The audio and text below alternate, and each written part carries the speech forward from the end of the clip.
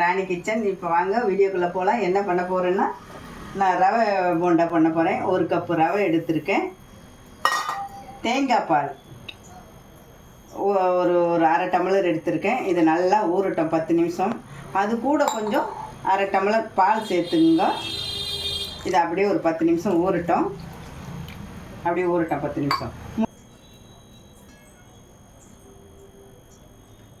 இந்த ரவை நல்லா ஊறி வந்துடுச்சு. அது கூட கோதுமை மாவு 1/4 கப்பு எடுத்திருக்கேன். நீங்கள் கோதுமை மாவு போட்டுக்கலாம், மைதா மாவு போட்டுக்கலாம். இது நல்லா அப்படியே கலந்து விட்டுக்கலாம். லேசாக இதை அப்படியே போண்டா போடுற பதத்துக்கு பிசைஞ்சுக்குவோம். இது கூட கொஞ்சம் ஏலக்காய் இதை போல் நல்லா பிசைஞ்சிட்டேன். இப்போ சர்க்கரை போட்டுக்கலாம். உங்களுக்கு எவ்வளோ இனிப்போ அவ்வளோ சர்க்கரை போட்டுங்க. நான் ஒரு 1/4 கப்பு எடுத்திருக்கேன். நீங்கள் சர்க்கரை பொடி பண்ணி போட்டாலும் போடலாம். நல்லா பிசைஞ்சு வச்சுட்டேன். எப்படி இருக்குது பாருங்கள். இந்த பதத்துக்கு எடுத்து வச்சுட்டோம்னா ரவை போண்டா போட சரியாக இருக்கும். பாருங்கள்,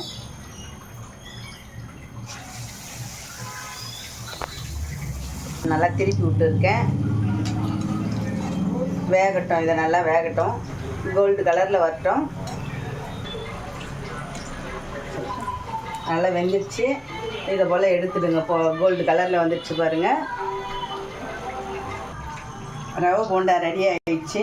எல்லாம் சூப்பராக இருக்குது பாரு. இப்போ ஸ்கூல் திறக்க போகிறாங்கல்ல, பசங்களுக்கெல்லாம் செய்து தரலாம் சூடாக. நம்மளும் செய்து சாப்பிட்லாம்.